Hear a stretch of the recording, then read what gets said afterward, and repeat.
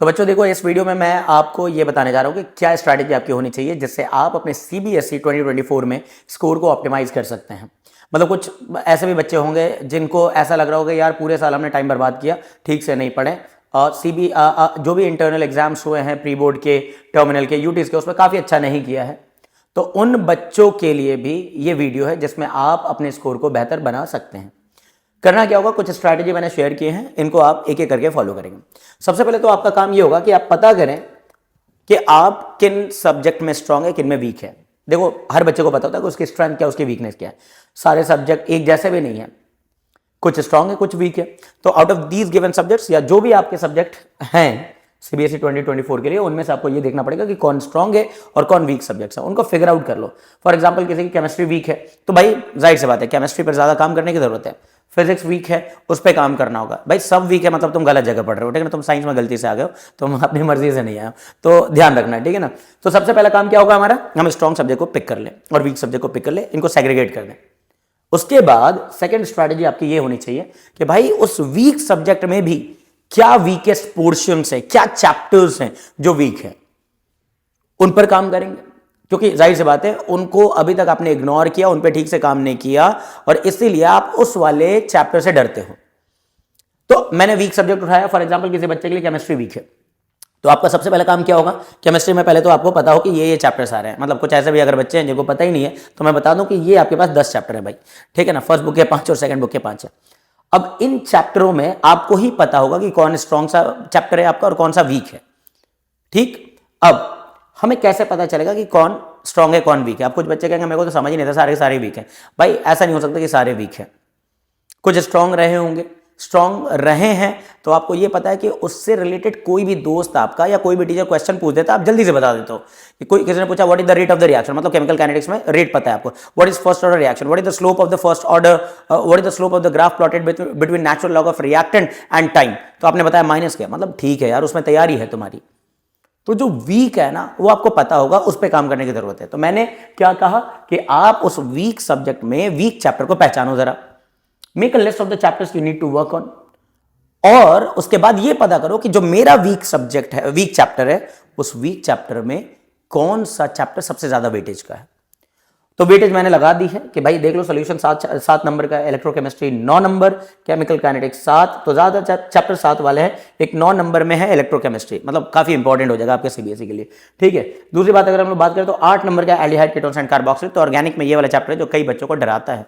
अच्छा, डराने से याद आया कि मैं अपने ही इस चैनल पर, ठीक है ना, यूट्यूब पर बहुत सारे शॉर्ट वीडियोस लेकर के आ रहा हूं, एक क्विक रिवीजन टाइप का, जिसमें मैं बहुत एलैबोरेटेड नहीं पढ़ा रहा हूं, सिर्फ और सिर्फ सीबीएसई के लिए इंपॉर्टेंट क्वेश्चंस को डिस्कस कर रहा हूं। एंड खास करके पहले तो ऑर्गेनिक की प्लेलिस्ट बनाऊंगा भाई, ठीक है ना। कोई ऑर्गेनिक केमिस्ट्री में हेलो एल्केन्स, और मोस्ट प्रोबेबली कल ही मैं अपलोड कर दूंगा हेलो एल्केन के रिलेटेड 40-50 क्वेश्चन जो कि सीबीएसई में पूछे गए हैं प्रीवियस ईयर्स एंड एनसीईआरटी के ही क्वेश्चंस हैं। तो अगर आप ऑर्गेनिक से डरते हैं तो उन वीडियोस को जरूर देख लेना, जो मैं अभी कुछ दिनों में लाइक कल ही अपलोड कर दूंगा, ये मैं बता रहा हूं आपको। खैर, तो मैंने ये कहा कि आप अपने वीक चैप्टर्स को पकड़ें और सबसे पहले उस चैप्टर को कवर करना शुरू करें जिसके वेटेज ज्यादा हैं। जैसे अगर किसी को इलेक्ट्रोकेमिस्ट्री नहीं आती, भाई साहब पहले आप इलेक्ट्रोकेमिस्ट्री पे काम कर लो। एंड ऑर्गेनिक का एक थोड़ा पंगा है, मैं पहले बता रहा हूं। लाइक आप सोच रहे हो कि पहले एल्डिहाइड कीटोन कर लेते हैं और हो जाएगा, नहीं भाई, ऑर्गेनिक में एक सीक्वेंस फॉलो करना जरूरी होता है, चीजें आपस में रिलेटेड होती है, इसलिए बोल रहा हूं मैं, ठीक है। अब ये काम कर लिया तो उसके बाद आपको ये पता हो कि आपको किस सब्जेक्ट में कितना टाइम देने की जरूरत है।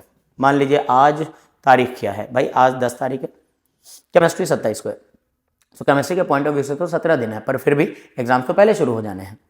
तो इन रिमेनिंग टाइम में जो वीक सब्जेक्ट है उसको पहले कवर कर लीजिए, एग्जाम के बिल्कुल नजदीक जाकर के नहीं काम कर पाओगे। तो इन रिमेनिंग टाइम में आप पता करो कि किसको टाइम ज्यादा देना है। तो अगर आपके पास कोई स्ट्रॉन्ग सब्जेक्ट है, जाहिर सी बात है स्ट्रॉन्ग सब्जेक्ट में आपको टाइम ज्यादा नहीं लगना है, कम टाइम लगना है। दूसरी बात, मैंने यार रिवीजन टाइम लिखा है, क्योंकि जो चैप्टर स्ट्रॉन्ग है, जो सब्जेक्ट स्ट्रॉन्ग है, उसको पूरे थॉरो स्टडीज करने की जरूरत नहीं है। So obviously all you need to do is you just have to revise the important chapters strong subject में। लेकिन यहाँ पे तो पूरा प्रिपरेशन टाइम ही चाहिए होगा, क्योंकि आपको आता ही नहीं है।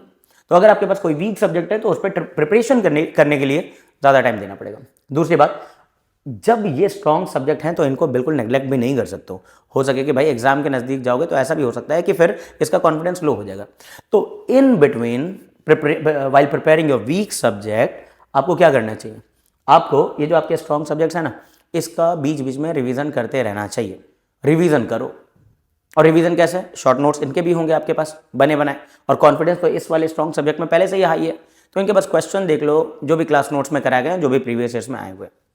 लेकिन ज़्यादा टाइम इसको डेडिकेट करना है। अब इसको हम जब टाइम डेडिकेट कर रहे होंगे तो it will require more preparation time. दूसरी बात, दो तरह के बच्चे होते हैं, किसी का न्यूमेरिकल स्ट्रांग है तो भाई किसी की थ्योरी स्ट्रांग है, थ्योरेटिकल पोर्शन पे अच्छा कमाना है, न्यूमेरिकल पे वीक।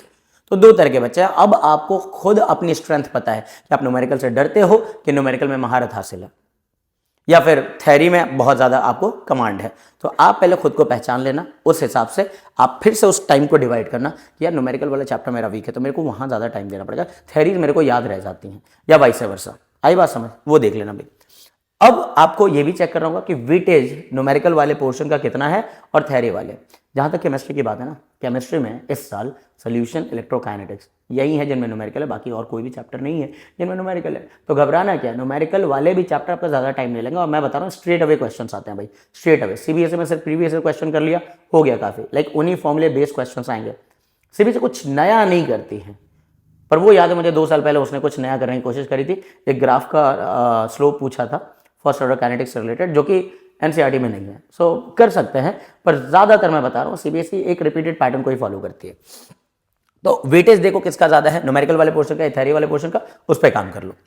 न्यूमेरिकल बेस्ड चैप्टर्स को समराइज कर लो, लिस्ट अप करो, उस पर काम करो। मैं तो अपने सब्जेक्ट केमिस्ट्री के लिहाज से बता रहा हूँ, पर फिजिक्स में भी न्यूमेरिकल वीक है तो उस पर ऐसे ही काम कर लेना भाई, है ना। अगर थ्योरी वीक है तो उस पर काम कर लेना, बस तरीके से थ्योरेटिकल बेस्ड चैप्टर की लिस्ट बनाओ, इस पर काम करो। बात समझ आ गई, ठीक है, ये कर लिया।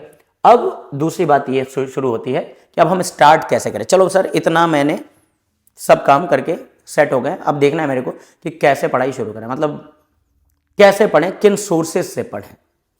अगर कुछ बच्चों ने पूरे साल ऑनलाइन किसी टीचर को फॉलो किया है तो वेल एंड गुड, आप ज़्यादा एक्सपेरिमेंट ना करें दूसरे टीचर्स को बदल करके, क्योंकि सभी टीचर्स के पढ़ाने का ढंग थोड़ा बहुत अलग होता है। टीचर स्विच करोगे नुकसान कर जाओगे।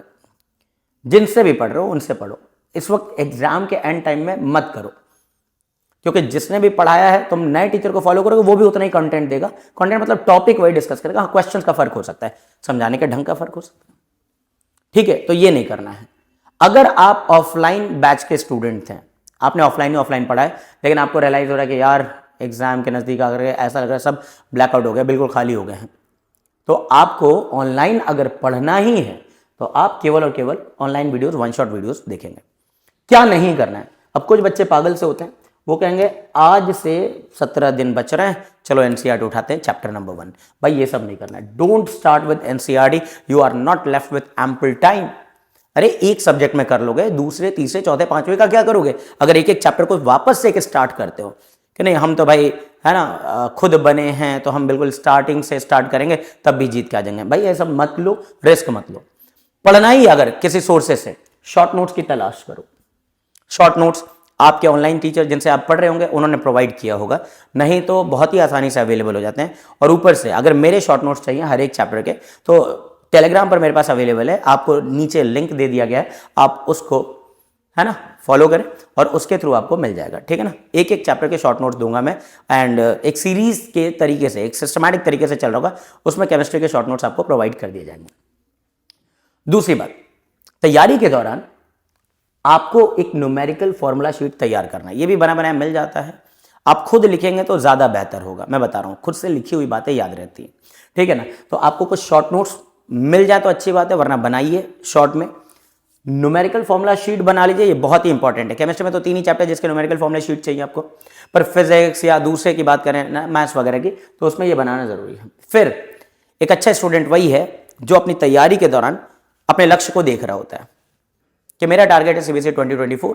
अब उसमें चैप्टर वाइज देखो कि कौन कौन से क्वेश्चन पूछे गए हैं, और जो क्वेश्चन मोस्ट रिपीटेड हैं वो आपको पता होना चाहिए। So list out the important and the most repeated question in the CBSE. इसको लिस्ट आउट कर लो भाई, क्योंकि रिपीट होने के पूरे चांसेस होते हैं सीबीएसई में, ये बता रहा हूं मैं आपको।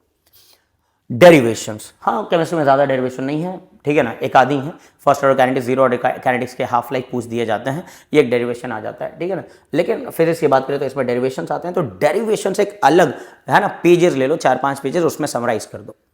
इसके भी बने बनाए शॉर्ट नोट्स अवेलेबल हैं, कई टीचर्स प्रोवाइड करते हैं भाई, लेकिन आप खुद लिखोगे तो बेहतर होगा, तभी पेपर में आप लोग कर पाओगे। ऑनलाइन वीडियोस, जब जैसा मैंने बोला है कि वन शॉट वीडियोस देखो, वन शॉट वीडियोस इफेक्टिव होते हैं, लेकिन सर वन शॉट में भी अब कई कैटेगरीज आ गई हैं। लाइक आप एक चैप्टर उठाते हो कि आज मैं इसको कवर अप करूंगा और आप देख रहे हो कि 15 घंटे की वन शॉट वीडियोस है, हो गया फिर तो तुम्हारा पूरा दिन गया, और इस तरीके से पूरे दिन भी नहीं बचे हुए हैं, तो 10 दिन लगा दोगे एक सब्जेक्ट को ही कवर करने में, अगर वन शॉट आप 15-15 घंटे की देख रहे हो तो ये नहीं करो। क्या करना चाहिए, वन शॉट वीडियोस भी ढूंढो तो कम ड्यूरेशंस के ढूंढो। कोई भी बच्चा इस वक्त ना जो जितना एग्जाम के नज़दीक जाएगा उसका डर बढ़ेगा तो 15-16 घंटे की वीडियो नहीं देखने को तैयार होगा।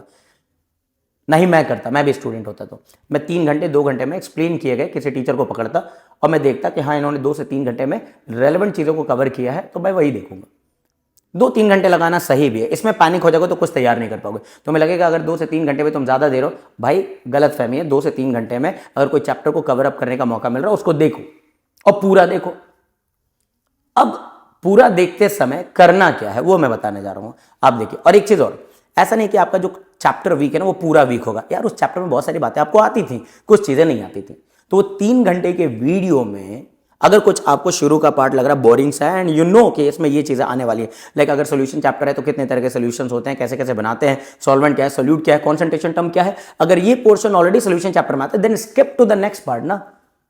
आई बात समझ, तो इससे टाइम भी बचाओगे। और टाइम बचाने का तो एक और तरीका है भाई, 3 घंटे के वीडियो तुम 3 घंटे में थोड़ी पूरे कर रहे होते हो, तुम तो 2x पे देख रहे होते हो भाई, वो 1.5 घंटे में कंप्लीट कर लेते हो। आई बात समझ, तो तुम पे टाइम होगा, बस पैनिक नहीं होना, खुद पे कंट्रोल रखना। और जो ये नेगेटिव थॉट्स आते हैं ना, यार इतना टाइम लग गया उतना टाइम, ये सब नहीं करना होता। संयम बना करके बिल्कुल अपने स्ट्रैटेजीज को, इन स्ट्रैटेजीज को फॉलो करो और खुद पे भरोसा करके करो। अगला सवाल ये उठता है प्रिपेयर कैसे करें। लाइक ठीक है, वन शॉट एक डिसाइड कर लिया मैंने कि इस 3 घंटे के वीडियो को देखूंगा। भाई 3 घंटे कंटिन्यूअस देखोगे ना, एट दी एंड तुम्हें लगेगा कि वो 3 घंटे तुमने बर्बाद किया, तुम्हें कुछ आता नहीं है। हकीकत बता रहा हूँ, लगेगा कुछ नहीं आता है। वीडियो देख लिया, और ज़्यादातर ऑनलाइन पढ़ने वाले बच्चों को मैं भी देखता हूँ, हर साल मेरे पास आते हैं, कुछ पूछ देता हूँ, बता नहीं पाते हैं, क्योंकि वहाँ पर ना एक अलग ही, समझ रहे हो क्या, दुनिया है। उन्हें लगता है कि बस देख लिया और आ गया। नहीं भाई, it is very important to learn and apply at the same time. अगर ये करना आ गया तो सीख गया। तो इसलिए मैंने क्या कहा है, वॉच, पहले देखो, पॉज, रुको। लाइक कब रुको भाई, 5 मिनट के बाद नहीं रुक जाना है, ठीक है ना। देखो 3 घंटे की वीडियो है, उसको फ्रैगमेंट्स में तोड़ दो यार।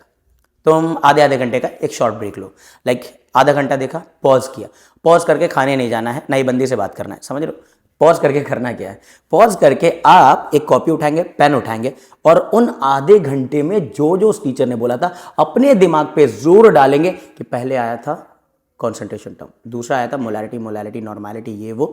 भाई लिस्ट डाउन करो, पूरा मत भरो, लिस्ट करो। अपना दिमाग आपका वैसे ही ग्रो करने लगेगा, वैसे सोचेगा, और डेटा होल्डिंग कैपेसिटी बढ़ जाएगी दिमाग की। तो watch, pause, then recall and then note down. इस पर करना है आपको काम, है ना। इस स्ट्रैटेजी को फॉलो करोगे तो कोई भी ऑनलाइन वीडियो से भी ज़्यादा से ज़्यादा बेनिफिट उठा पाओगे, वरना तो वो वीडियो ही है बस आपके लिए। और कौन देखना चाहता है 3 घंटे, कौन देखना चाहता है भाई, है ना। तुम इतने साल जब नहीं पढ़ चुके तो अब क्या कर लोगे, तो इसलिए थोड़ा ध्यान रखना है ना।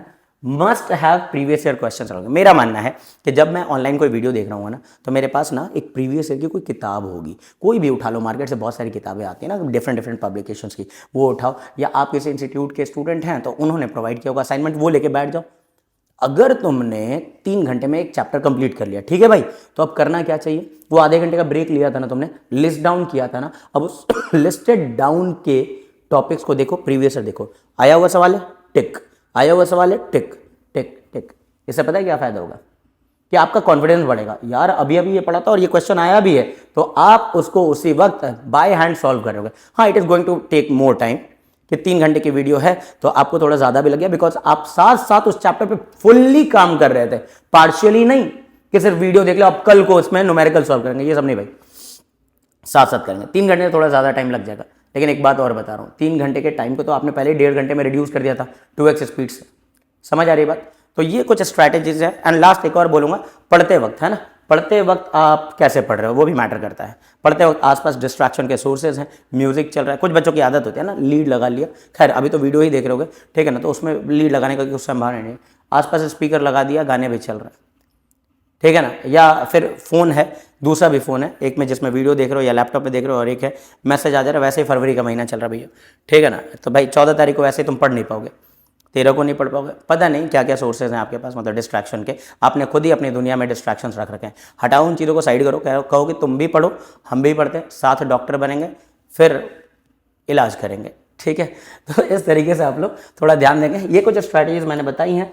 और लास्ट में एंड वेरी वेरी इंपॉर्टेंट, अगर आपने अपनी प्रिपरेशन पूरी कर ली है, do not forget to solve some question sample papers, right. Sample paper आपको करना ही करना चाहिए। सैम्पल पेपर भी किसी भी पब्लिकेशन के उठा सकते हो। सैम्पल पेपर अगर नहीं है तो आप प्रीवियस ईयर बोर्ड क्वेश्चन उठाओ, एज इट इज 2022 का उठा लिया, 2021 का उठा लिया, वो जो इसी पैटर्न पे थे, इसी सिलेबस के थे। बहुत पुराने वाले उठाओगे तो उसमें सिलेबस ही कुछ और था, वो मत लेना, खामा का कॉन्फिडेंस गिर जाएगा। सो आई होप कि सबको समझ आया होगा। इन स्ट्रैटेजीज को फॉलो कीजिए, आप देख लीजिए, मैं गारंटी बता रहा हूं कि अगर आपको ये डर था कि मेरा स्कोर करीबन 70 के आसपास होगा in total, like external internal दोनों एवेल्यूएशन के बाद, तो मेरा मानना है कि आप आराम से 85 प्लस चले जाओगे, ठीक है। तो I hope this is going to work. अगर ऐसे वीडियोस और आपको चाहिए, स्ट्रैटेजीज वीडियो या पढ़ाई से रिलेटेड, तो don't forget to subscribe my channel.